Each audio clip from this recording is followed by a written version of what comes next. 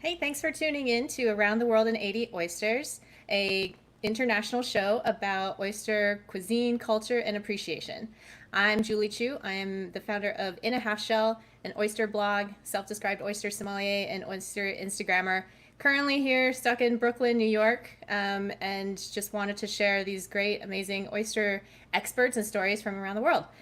So, my special guest today is a great guy named Mark Urwin. He is the owner and founder of 46 South Fish Company, which is a company that specializes in importing New Zealand's best seafood and other amazing seafoods into Canada. So, Mark is from New Zealand. Currently, he's in Vancouver, living on a boat, which is amazing. And he's going to talk about New Zealand oyster culture with all of us. So, I'm going to bring him on. Hey, Mark. Kira, how's it going? Hi, how are you? Good, good. Feeling pretty relaxed in this kind of strange, weird time, but happy to jump on and talk about New Zealand's famous Bluff oyster and some of the other oysters found in New Zealand. Awesome. Thank you so much. And before I forget, to everybody who's tuning in, you're absolutely welcome and encouraged to ask questions in the comments. If we do get some questions, I will bring them up on screen and answer them later. Or if you happen to watch this later, just shoot some questions in the comments and we'll do our best to try and answer them after that. So, yeah. So, Mark, gosh, it's been like years since we actually saw each other in person. Yeah, But Boston Seafood Show 2014. oh, that's right, Boston. That was so fun. Yeah.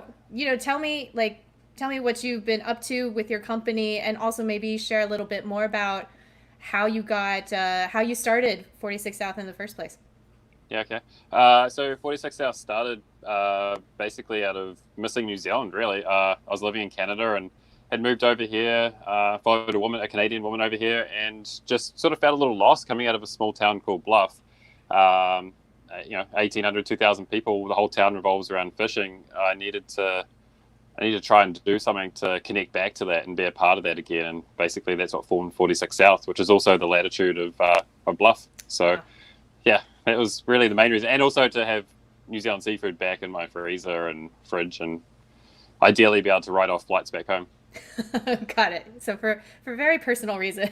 Yeah, pretty much. It's a hobby. Yeah. Oh, very cool. So now your family is from Bluff.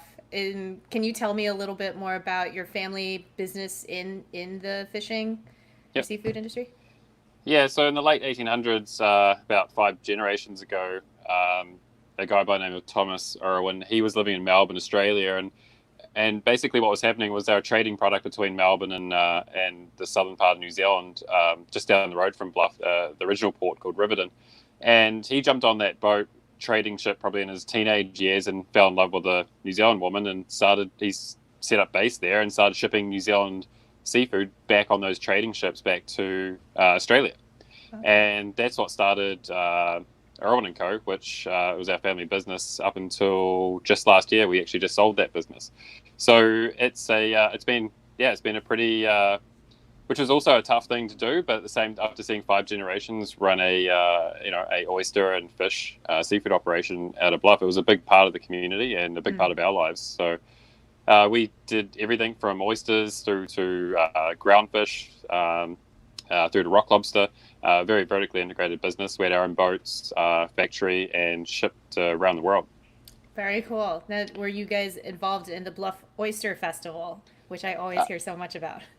we had our part, yeah, yeah. Whether it was catching the oysters or putting forward money to help with the event, but yeah, we're definitely involved behind the scenes and at it. I remember going as a kid when it first was very like I think even thinking back like 5 or 6 years old, it was a very small festival and it involved helicopter rides and trying to find kids' toys amongst the wood chip pile and just events like that. The oysters as a kid it was part of like a fun day, which Right. then eventually it turned into the event that it is now, which it's well known for. So Very cool. yeah, yeah. Now, so why are Bluff oysters so popular, or they're so iconicized, I guess. Yeah. For people who have traveled to that part of the world, they just like think, oh, Bluff oysters are the best. Why? Why do you think that is? I don't know. It's like I don't know, as a common sailor, put hair on your chest, right? It's just a very strong, potent oyster, potent in a good way, and I think it's like the whiskey of alcohol. It's just a Huh. like Okay. it's like just like your famous Boulogne in Europe. It's a cousin of that, so it is a Boulogne type oyster, and I think New Zealand there's a season around it, so Okay. there's a lot of hype around that season, and I Right. think it's also for New Zealanders, they eat a Pacific oyster, what we commonly know up here in North America as a West Coast oyster, Yeah. and it just doesn't match. It's like drinking or eating water. It just hasn't got that strength and that flavor. So it's a very acquired taste, as you know, for eating a flat oyster. And I think, New Zealand's an island, and for New Zealanders, we all think that it's the best and only oyster in the world. It's not until you travel overseas that you realize there's actually There's like other more. oyster varieties around the world. But so Well, we live since in our sort of own little bubble of like this is the best and only the best oyster. And I think that that drive towards that oyster, it creates the feelings that you would have, when you start hearing about the Bluff oyster right. and why it's so famous. It's world famous in New Zealand. Well, I've just pulled up a map of New Zealand, which, if people aren't aware, is kind of in the middle of nowhere, pretty south, next to Australia-ish. Still pretty far from anything at all. Now, can you see the map on your screen? Yeah, yeah, yeah. Cool. So where is Bluff? Should So I? Bluffs, yeah. So you got three main islands. You got North Island, South Island, and at the very bottom you got Stewart Island. There, Okay. and then so between Stewart Island and the bottom of the South Island, that's Fovo Strait. And so you got Southern Ocean seas coming right up from Antarctica into that area, and it gets very shallow in there. So you've got Uh-huh. a lot of action, a lot of activity, a lot of nutrients flowing through there. High tidal area. So basically, the Bluff oyster fishery is sort of like the northeast side of Stewart Island and across to sort of Bluff. If you draw a line from the top of Stewart Island across to sort of where it says Invercargill, and then from the eastern corner of Stewart Island up to that little island, and then back to the mainland. That's the Bluff oyster fishery. It's divided into, I can't remember how many different squares. I think each square is like half a mile by half a mile, or maybe one by 1 mile, and then that's how they manage the fishery. It's divided to all those squares, and they basically take numbers from each square to basically sort of see where are we at, and that's their baseline. And it's a very well managed fishery. Interesting. Wait, so if you are there no other oysters like this outside of this area? No, no, Huh. no. It's Interesting. all Austria chilensis. You can find them on the outskirts of that area, but Yeah. like generally they're just found within that area. Are they is it a farm? Is it a farm product, or is it a wild oyster? It's a wild oyster. It's wild, and then so they repopulate themselves. Yes. Um, okay, that's interesting. So I know that I've seen farmed versions of the Bluff oyster Yep. in the States, right? Where is that work being done? Unfortunately, that work's not being done anymore. Basically, 2 or 3 years. Yeah. It was a hard enough project for the farmers to start as it is. It's very hard oyster to farm, Austria chilensis, and sadly, a lot of that hard work was wiped out in about a week when. So flat oysters are prone to a disease called bonemia, and bonemia has wreaked havoc on the wild Bluff oyster fishery for many years, and so. When a different strain of bonemia was found in the farms, there was a farm on Stewart Island, and there was a farm at the top of the South Island in the Marlborough Sounds. Ministry of Fisheries, along with the commercial stakeholders, basically agreed that all those farms had to be wiped out. Oh, and within a week, all those farms were ripped out and all the oysters destroyed. And I don't think we'll see a lot of investment went down the drain like overnight on those farms. So I don't think we'll see any farmed Bluff oysters anytime soon. Oh, well, I feel very, very lucky and also very sad now Yeah, about yeah. that. But like farmed Bluff oysters are great, and from a logistics point of view for shipping overseas, they work really well. Mm-hmm. But you still can't beat a wild Bluff oyster, and you just a have wild to go Bluff there. oyster. Yeah, that's part of the experience. The experience really of eating a Bluff oyster is going to Bluff and eating a Bluff oyster. So when is the festival usually taking place? I imagine it's probably not this year. Unfortunately, no. It was postponed or either cancelled, but it's usually in May. So it's definitely not happening this year. Okay. Can you tell me a little bit more about other oysters that you can find in New Zealand? Yeah, so the New Zealand also has the introduced Pacific oyster up in the far north that's farmed. Well, there's also in the Marlborough Sounds area. So Marlborough Sounds is at the top of the South Island, right between the two islands. Okay. You'll Like this see place here? Yeah, exactly. That little area of little inlets and sounds right beside Ah, Wellington there. got it. So that's where a lot of the famous Ora King salmon is also farmed, and Yeah. it's a very high nutrient area. A lot of good good clean water quality, and also just good nutrients in certain levels of the water. That's ideal for farming both green shell mussels, Ora King salmon, and Pacific oysters, and used to be bluff oysters too. Okay. So you can find oysters farmed there, and also at the top of the North Island, you can find so right beside Auckland. If you zoom in on Auckland, Yeah. and go a little bit north, there's a big, huge harbour on the west coast. So that's the Copra Harbor, and that's where the famous Copra oyster is, that you'll know in North America is farmed. Yep, that's right. Jim Dollimore is well known for getting that operation off the ground. He started it, and it's a really neat place. I think it's one of the biggest inland harbors in the world. There's a huge amount of water flowing through there. It's clean. There's not a lot of population around that area, and they're very hearty ocean flavored oysters. Now the other areas, the other oyster that you're familiar with will be the Coromandel, and that's farmed just to the south of Auckland and slightly to the right or the east in that bay, a little bit further across. Oh, right here. Yep, and zoom right down there, you'll see Coromandel. Yep. Uh-huh. Yeah, so and all those oysters are what we know as West Coast or Pacific oysters. So the Gygus oyster, which I believe was just changed its name or something. Oh, right. It I think the scientists decided that they wanted to change it, but it seems like the industry is going to ignore that. Yeah. At least that's my understanding. So who knows? So those oysters are because New Zealand's love infatuation for the wild bluff oyster. They don't sell a lot of Pacific oysters in New Zealand. And I kind of talked about the two of the bigger farms or growing areas of the Pacific oysters in New Zealand. There's also other little farms, sort of like off Waiheke Island and a little bit further north near Warkworth, and there are lots of little sort of smaller farms there, all growing Pacific oysters. But they all have their sort of little small business opportunities in New Zealand. But really, a lot of them are exported because New Zealanders just don't eat a huge amount of Pacific or West Coast oysters. Everyone loves the bluff oyster, and they'll hold out for that for the March to August season that's open. Huh. Well, that's interesting. So people perceive it as a seasonal product, so not really expecting it year round. Now, can you how do New Zealanders, when they are eating oysters, do they like them raw or do they prefer them cooked, grilled, barbecued? Yeah, either battered, like deep fried, or raw, straight out of the shell. Okay.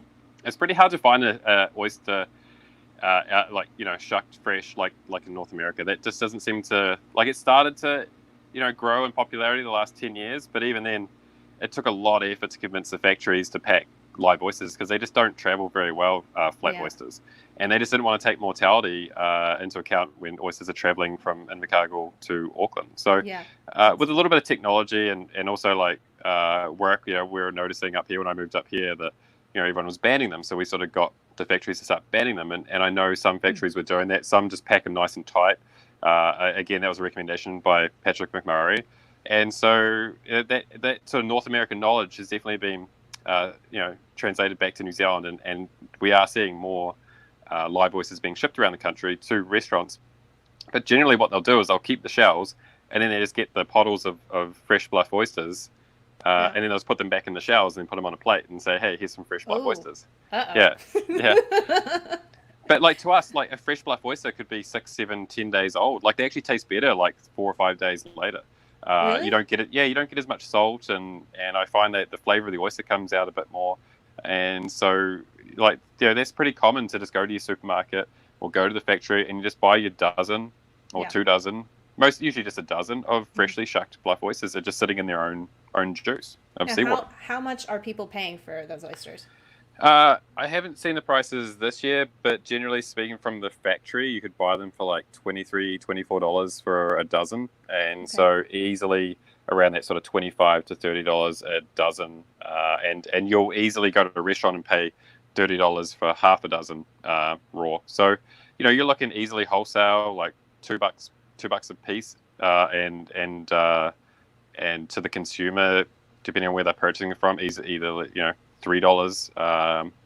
to $4 even a piece, where you're buying it. So it's also not a very like export friendly oyster. People just can't get their head around that kind of price for an oyster when you can get an oyster per piece 20, 30, 40 cents up here in North America. Even $1 seems expensive per piece wholesale for a North American oyster. So to New Zealanders, that's just normal, and that's what people will pay, and they harvest in a year about 7 to 10 million oysters. So wow. and they can sell that 3 times over. There's enough demand to and they only take 2% of the fishery. So every year they survey, and they reckon there's about 350 to 400,000 oysters, and they reckon by 2022 there'll be about 750 million oysters. Oh, wow. So right now they're looking at an estimate of about 400 to 350 to 400 million oysters. And they only take, the management of that fishery is only about 11 or 12 boats, and they only take about 2% of that. Wow. So got it. So just to ensure that they can continue to be a really sustainable operation. That's great. Exactly. Yeah, it's a very small scale. You've got only 10 or 12 stakeholders. If that now, it's quite consolidated, and it's just really easy fishery to manage because you haven't got all these different multitudes of people with their own. Everyone wants to only take a small part of the fishery so they can continue to fish it every year. Because the biggest consumer of bluff oysters is the disease bonamia. You can't get rid of bonamia. It's just some years there's really bad years, and the fishery will be decimated, and they have to shut it down for 6 years. And then bonamia goes away, and the fishery builds back again, and then they have a season for about 10, 15 years. And then they might have to adjust the fishing throughout the period, and then they might take a big hit in another 20 years. Like I remember when I was 12, we didn't have a bluff oyster fishery for about 2 or 3 years until they waited for bonamia to sort of run its course. And with that, there was some enhancement. So there is a little bit of help, where they enhancement by collecting wild seed on ropes and then putting them back out into the fishery. And so, that was the Bluff Oyster Enhancement Committee. And together with the Bluff Oyster Management Committee, they run a pretty tight ship. Right. And this is you back in the day. Yeah. Yeah. That was about pre-beard 10 years ago. Yeah, just not long before I came to Canada, actually. So that was on one of our oyster boats, the Polaris. And to give you some kind of idea of the size of these vessels, they're about 70, 75 feet. They tow in a circle for about 10, 15 minutes with 2 big steel dredges at the side. You're towing in about 30 meters, 20 to 30 meters of water. And every 15 minutes, the 2 dredges come up and they wash them in the water, and they bang, bang, bang, and the boat's rolling and heaving in the open ocean. And and then you land. And then what's quite technical for the skipper is to land that dredge at timing the swell as it's you got like this 6-ton behemoth dredge full of shell and oysters swinging in, and then landing it right sort of where this one end of it, and then you can't see the other end of the bench where the other guy would be. And then you dump it on the bench, and then you work your way into that pile of shell and oysters, sorting all the oysters out, and all the stuff that you don't want goes down the chute back over the side. And then your goal is to clean that whole bench, and you're only seeing half of the bench there, but in the 15 minutes before the next tow comes up. Otherwise, you just get ahead of you. You just get covered in bottom material, right? So So that's sort of how oystering happens, and you sort of go out. You get up at 4 in the morning, and 3:30 is sort of down at the wharf for 4. Usually to party to 4 o'clock or 5 o'clock, and you're about an hour out there, and hour and a half out to the grounds, and you're back in around 12 o'clock, 2 o'clock in the afternoon. Then the oysters get taken to Invercargill, about 20 minutes up the road, where they're shucked or shucked the next day and sent across the country. That's incredible. I feel like that's the combination of an early morning with potentially rolling waves wouldn't be a good job for me. I would just be curling over the side of the boat. and there was 5 of us, so there's 4 crew. So there's 2 benches, 2 dredges, 2 people to each bench, and one skipper. So and there's usually always 1 or 2 passengers come out for a ride.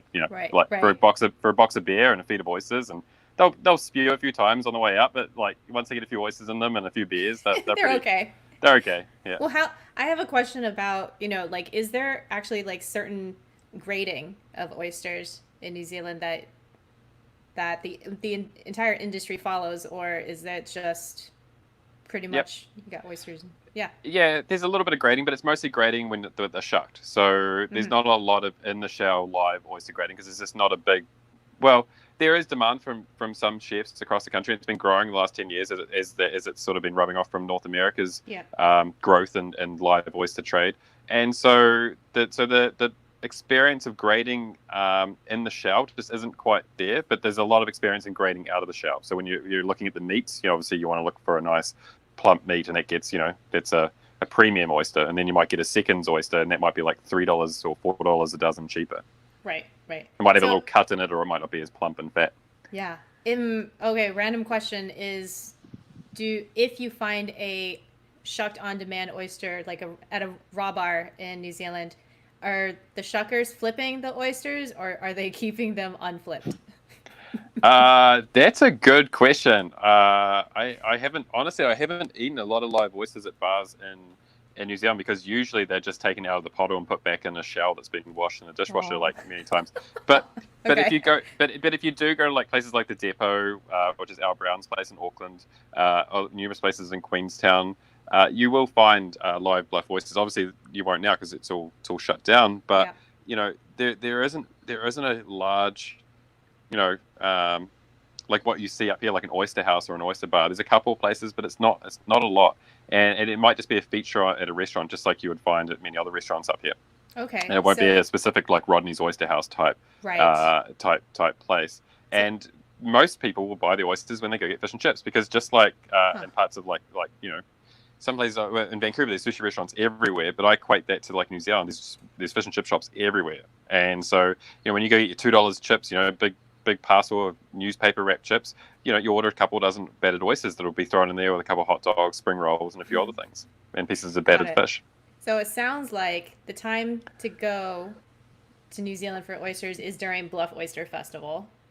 Yes, yeah, because you'll Okay. see like an oyster eating competition where they literally just eat hundreds of oysters as fast as they possibly can. There's an Ugh. oyster shucking competition, Yeah. but oyster shucking isn't based on like what you judge a bluff oyster here. Like it's more about speed and the quality of the oysters isn't looked Is at. Whereas not. here, that's actually part of your scoring. Right. Right. It's just can you shuck like 100 oysters in 30 seconds kind of thing. Like obviously that's pretty hard to do that, Right. but that's the style of the race at the Bluff Oyster Festival, Yeah. and lots of great music, lots of great seafood being cooked up. There's about 5,000 people wandering around having a great time. It's usually probably cold and windy, but it's just warm because of all the Yeah. people. Oh, that sounds so fun. Okay, so Yeah, I have one comment that I'm gonna show. It's from my friend Anne. Oh, I don't even know if I can. It's not gonna show the entire thing, but basically, surprised that Inland Harbor is not heavily populated, being so close to Auckland. I think she was commenting when you were showing, where some of those oysters were growing near yeah. there. Um, and then also, I don't think I can handle Bluff oysters even. East Coasters insulting me now. Yeah, yeah, yeah. Look, that's actually a good point about Auckland. Like, it's a conversation I've had with a few people. When you look on a map, it actually looks quite close, but it's actually still quite far away. And Okay. it's such a large, like, there's just not a lot of scale on the map to understand how far away it is. And like, it's also where the farm is being farmed. Where the farm is, where the oysters are being farmed, is even further north. But it's quite scattered all Hmm. around. But yeah, it does look quite close. It's interesting that there's all these little areas that are within 100 kilometers of Auckland, and that's also great for being able to sell your oyster because you can get it after harvesting that morning and packing, you're at the airlines that night, Right. and so you can ship them around the world pretty fast. Right. I mean, I just think of there's oysters being farmed out on Long Island, which is Yep. super close to New York City, Yeah, true. but the water quality is completely different there than it is Yeah. like near the harbor. I have another Yeah. question from Jennifer. When is the festival? Oh, I yeah. It's think you in it's mentioned in May usually. Yeah, it. Okay. usually in about the middle of May. Well, yeah. So this year it's either canceled or postponed, Yeah. and have to I'm pretty go sure it's cancelled. Yeah, canceled. yeah. Okay. All right. Unfortunately, which is sad, but yeah, maybe next year if humans are still interacting and not scared of each other next year, then I'm pretty sure it'll be on. Right. Well, I had a video that I wanted to play up, but we're kind of out of time. So I'm going to put the link of this video that you sent me Yep. in the comments of both Facebook and YouTube. Yep. And one last question from me is, if you, one place, like no expenses spared, if you could visit anywhere in the world to try local oysters, where would you want to go? Ronnie's Oyster House. Okay. Awesome. Wait, have you been yet or no? You haven't. Oh yeah. Oh, okay. Yeah, I just like, to me, Ronnie's is like everything that an oyster house should be. So yeah. Did you go to the old location or the new one? No, I wasn't in Toronto then, but I did hear some pretty amazing stories of what Ronnie's Oyster House, when it was down in Yeah. east side of Toronto, used to be like. But and for those who are watching, I highly recommend watching that video that Julie just talked about too, because it's a really well shot short video that really captures the mood of that ocean. It's a pretty wild, rough place in the world, and the fact that the Bluff folk go out on these boats and have done for over 100 years, originally in sailing yachts, drifting with the tide and catching oysters right through to like modern day machinery. It's a pretty amazing fishery. Wow, amazing. Yes, I will definitely put that link in. So Yep. awesome. Well, this has been so much fun. Thank you so much for taking time out of your day away from the little Sorry. ones. Sorry, I'm not on an oyster boat in the middle of Over Strait. There's probably actually people out there right now that are doing that, because they just allowed that New Zealand's came out of lockdown, and the cool. oyster fishery is back up and running, and people are getting their first fix of Bluff oysters this week. Hey, are there any of them on Instagram that are worth a recommendation to follow? Not By that the I know way, of, you actually. should. Yeah. Everybody should follow Mark's company, 46 South Fish Co. Yep. Jump on there and have a look. We haven't posted for a while. Sorry, I've just kind of been living a bit of a daze lately. But yep. It's okay. There's fun fish and oysters, shellfish. Makes me Yeah, we hungry. like to represent fish how it should be. So yeah, check her out. Awesome. Well, thanks so much. Hope you and your family stay well. And Thanks, Julie. Yeah. Good See talking you to you. later. Bye. See ya. Bye. Cool. So that was Mark Urwin from 46 South Fish Company. He was talking about New Zealand oysters. I know there are some other questions that came in, and we'll be sure to try and answer them after. Next week, I've got a couple interviews, and one is from Norway, and another is from the Netherlands, I think. I have to double check. It's all become a blur to me. If you like today's episode, please like, subscribe, share with your friends. That would mean so much to me. If you learn something about New Zealand oysters, let me know what it is in the comments. I actually learned a ton. It's on my bucket list to go down to the Bluff Oyster Festival. So if anybody wants to coordinate a trip when we all can travel again, that would be awesome. And I think that's it for now. So see you later.